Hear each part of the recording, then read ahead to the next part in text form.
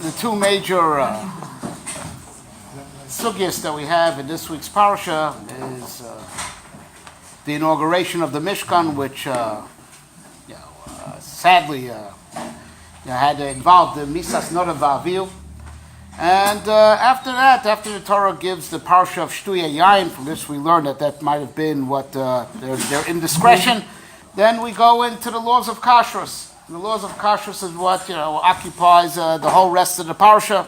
So we have the inauguration of the Mishkan with Misas Noda Va'aviv and kashrus.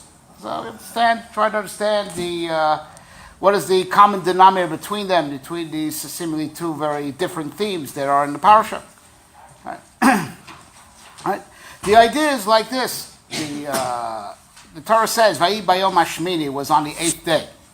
Right, so even though the date was Rosh Chodesh Nisan, but the Torah is putting a stress on it was the 8th. And all the midrashim at the beginning of this week's parasha discuss the concept of the 8th.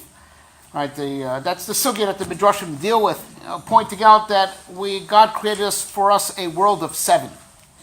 Right, 7 days in the week. Right, and the 7 forces, that we find recurrently the theme of 7 in the natural order. Something about the 7. Right? The 7 are separate units, as in, let's say, 7 days of creation. No 2 days of creation, no 2 days coexist at the same time. If it's Sunday, it's not Monday. And if it's Monday, it's not Tuesday. Right? You can't have the 7 days of the week, which is the prime example of the 7ness that there is in the Bria. You can't have them together, concurrently. You have them separate. Same thing with the 7 years of the Shemitah, right? And the same thing is true with the what we know, Al-Pi, the ancient chemistry, and Al-Pi Kabbalah, that they divided up the world into 7 primary forces. Kayadua, each force is its own separate thing, right? So if there's a sum total of 7, but each unit stands alone. Right? The concept of the 8th is not about one more, as we were adding a new power to the universe. Ein chodesh tachas hashemesh. Whatever was created during the 7 days of creation, Shabbos was the last creation, Ba Shabbos Ba Menucha, nothing new was created, yesh me'ayin. What is the process that's been going on ever since the 7 days of creation? Pulling the pieces together in all different types of combinations. You build a machine, right? So there's the different components that you pull together, and when you have the parts together, they could perform this function that the parts couldn't perform at all when they were separate. Right? It's not the shot that if you break apart a watch, into 4 parts, it'll tell 1/4 of the time. Right? It won't tell at the time whatsoever. It's the powers and the potentials that there are, that are encoded in each component of creation. Those powers come out when you pull the things together. Right? And that's the avodah that HaKadosh Baruch Hu wanted from the Adam. Right? The Adam, is coming to now, pull the pieces together. The chitzonius of it is what we call technology, and then all the apparatus and all the things that we create is by not discovering the potential, but all this potential is unleashed by creating systems, by pulling the pieces together in the different combinations and in the interaction between the pieces. Right, you see all this utility that HaKadosh Baruch Hu encoded in the Bria, but only comes out when things are incorporated with each other. But just like it's that way in Gashmias, that's the way it is in Ruchnias. Right, that things have a much greater spiritual potential than the way they currently exist. Right, and they have to be elevated, and these things are elevated when the kochos of the Bria perform, and make a whole. Then you will find that the things actually ascend to a higher level. You know what that's called? That's called eating. Right? That when a person eats, right? So what he eats becomes a part of him, and he could eat different things, and all those things themselves were separate outside of his gut, right? But inside the stomach, they all combine. Now, if the person is a righteous person, right? So that's called an aliyah for all those things all those resources that he absorbed, because these things were domain, right? They were inanimate, right? Or they were tzomech, they were vegetation, or chai, or animal, and now they became part of an adam. They became a part of a tzelem elokim.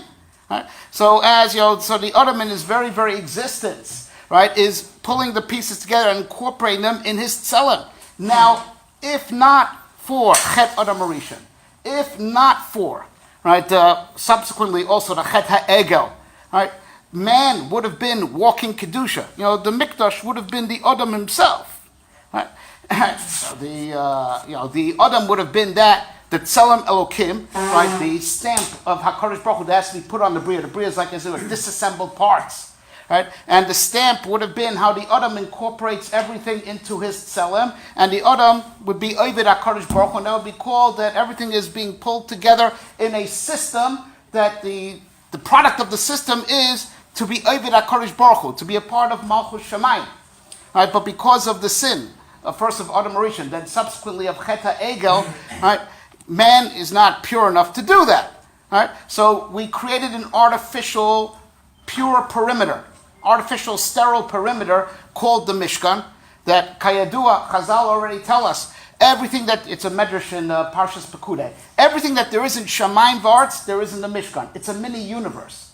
Right? But it's a mini universe where over there, all the different components that there are have a parallel in reality are pulled together in the formations. The formations of the Mishkan are pulling together the Kochos Habriya in the proper formation of how they're supposed to be pulled together, which produces Kedusha. Whereas if you leave them separate, it's all chulin. Right? But the main thing is the Mishkan don't work without the Kohen. The Kohen who's there, the Adam that's doing the Avoda, and he makes the whatever's offered up on the Mizbeach goes from being Gashmias to being Ruchnias, being assimilated in Malchus Shamayim. And the Torah itself describes that as eating, as karbani lachmi lisha, it's as if the carbon is the lechem of the fires. The karbanos are likened to eating.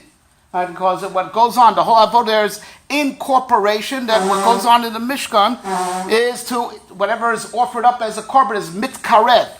The pieces are mitkarev to each other and are mitkarev to HaKadosh Baruch Hu. It's got one massive form of digestion. Right? And, so just like the whole universe is alluded to in the Mishkan, and that's why we learn out all the Lamed Tes Melachos of what you're not allowed to do on Shabbos. You have to rest, just like God rested from creating heaven and earth.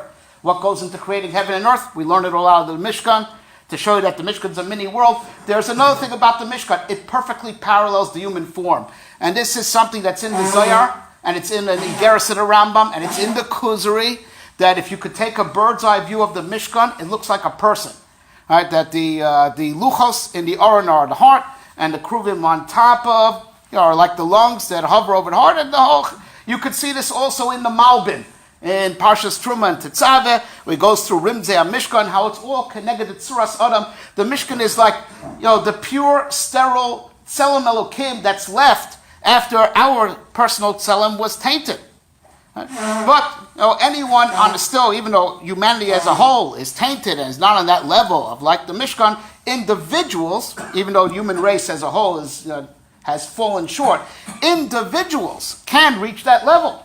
Right? That's what the Gemara says, that now that there's no Mizbeach Kapar, Shulchano Shel Adam Mechaper Lo. If you eat the Kedusha of Torah, that's like a carbon.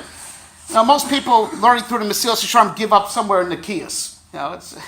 It's a hard sefer and it's a demanding sefer. But if you get past that, you see he beats up on you more and more, right? He has you eating less and less, right? Until everything switches. When you come to the very last parak of the book, the Midah of Kedusha. When you've become a Kaddish, right? The whole thing flips. And he says that the Kaddish, Achiloso Karbonas, Vishtiyoso Kinesachin. As the Kaddish, a person's attained, Mamash, the level of Kedusha, after he fixed all his midas. And after he's totally destroyed his Yetzer Hara, and whatever he eats, he's eating L'Shem Shemaim, the man is a walking Beis HaMikdash. And all his eating and all his drinking is like Karbonos and Nesachim. So now this is what's going on. This is the commonality. It's setting up the Mishkan. And sadly, none of Avihu were living Karbonos. Right? They became assimilated in Malchus Shamayim. What does Moshe Rabbeinu tell Aaron? Now I know that they were greater than me and you, because they were chosen to teach the lesson of Mora Mikdash. None of Avihu were consumed and became a part of Malchus Shamayim.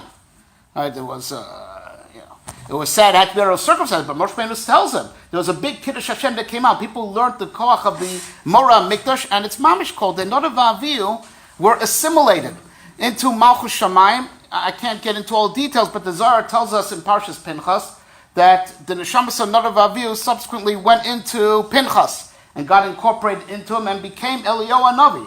Eliyahu Navi went up with his body to heaven. He didn't have to. He made his body got converted into Ruchnias. And that's the power of Nodav Avihu that went into Pinchas. And that's what it says in Kisvei Ari. Ana Hashem Oshiana, Ana is Rosh Tevis, Eliyahu Nodav Avihu.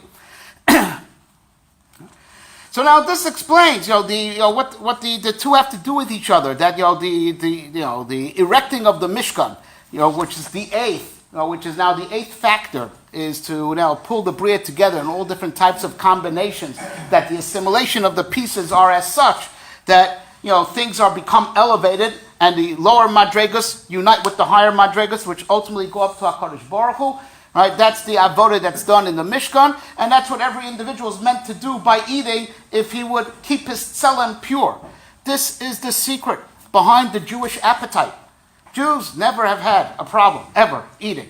Lo haya v'lo nivra. Right? And everything is asimcha medafesim. Surah Seidah, Surah Mitzvah, just whatever. Right? There is an amkus to that. There's a real amkus to that. Why the Torah is nimshal la'oichel. L'chu lachmu b'lachmi ushtu b'yein nesechti. That Torah learning is called eating. Right? It's all about assimilating things into Malchus Shamayim. We're the Amma Nivchar. We're God's people. Whatever gets assimilated into Am Yisrael gets assimilated into HaKadosh Baruch Hu's kingdom because we're His people. And it is why it's Min HaShamayim. Jews have an insatiable appetite. We're meant to swallow up and meant to incorporate and not leave anything outside of Malchus Shamayim. So there's a Gemara in Brachas. Everyone knows the Gemara in Brachas because it's at the beginning. There's 4 people give up. Right? That the David HaMelech, used to learn all night. He didn't sleep. Was first learning Torah and Shir Shvachos, and it seemed like almost daily. Am Yisrael, the Ziknei Am go into him in the morning. Am Yisrael tzrichim parnasa. Right? So David HaMelech says, "L'chu is parnasu zem mizeh." Do commerce with each other. So what do they tell him? They tell him 2 things, very interestingly. They tell him, Ein hakometz mazbias ha'ari, ve'ein habor mismalim mechuyaso. Right? You can't satisfy a lion with just a little bit. I mean, as much commerce as they do, what are they going to generate? It's not going to satisfy the Yiddish appetite. Right? It's an amazing thing. Right? The Jews cannot generate enough resources amongst each other to keep each other satiated. Right? Because we're meant to take over the whole world. Right? The appetite is supposed to be insatiable so as, to incorporate, we have to eat them up. And that's what Dalmach says. Right, we're going to make Mochemes Roshus. What's Mochemes Roshus? You expand the boundaries. You capture more lands, and you bring more, resources and more land into Eretz Yisrael. But an amazing thing is that's one aspect. Talk about mitzad the people. Ein abor mismalim mechuyas. Ein hakometz mazbias ari. But there's something else. Ein abor mismalim mechuyas. An amazing thing about the Israeli economy. What always was and always will be. Right? That we'll go with the derech of Rashi over there. That you can't dig up dirt from a pit to fill the pit. Right? There's a deficit. Right? Facing the same problem here. Right? There's a deficit. Where are you going to? When you have a hole already, you can't dig up more from the hole to fill up the hole. You got to bring it from somewhere else. Right? Eretz Yisrael was forever designed to be not to be a self-sustaining economy. Right? Right? And the amkus of it is Eretz Yisrael is the midah of Malchus. Eretz is the midah of Malchus, right? Because everything needs to be incorporated into Malchus Shamayim. If Eretz Yisrael would ever be a self-sustaining economy, you could theoretically have, an isolationist policy and leave the rest of the world alone. HaKadosh Baruch Hu doesn't want that, right? HaKadosh Baruch Hu wants to force incorporation into Malchus Shamayim. So the midah of Eretz, which is called, Malchus, right? This midah is called empty. It's always hungry. Malchus leson migar maklum. Eretz Yisrael, the midah of Malchus, the place of Malchus Shamayim, is meant to have perpetual deficit. Right? So as you have no choice to go out but to conquer and bring in. And when the economy was so good, in the days of Shlomo HaMelech, Right? But Chazal tells us that Shlomo's one of the three people, Shemach al Bakipa. He basically reigned over the whole world. That's why the economy was good. The economy was good because of an amazing amount of international trade that was there in the days of Shlomo HaMelech, because he traded with everybody. Right? But Eretz Yisrael by itself, just like the land, is just like the people. Ein HaKometz Mazbiah Sa'ari is talking about the Yiddish appetite. Ve'ein HaBor Mismal Mechuyos is talking about the Bechina of Eretz Yisrael, that we were meant to have this tremendous, voracious appetite. And Eretz Yisrael is meant to be an economy that can never hold itself. It will always be Dala Va'aniya Vareka, needing to bring in from the other, because this hunger is the drive to incorporate everything into Malchus Shemaim, to incorporate everything into the Tzelem that HaKadosh Baruch Hu wants us to imprint on the world, that everything is L'chvod Shemaim.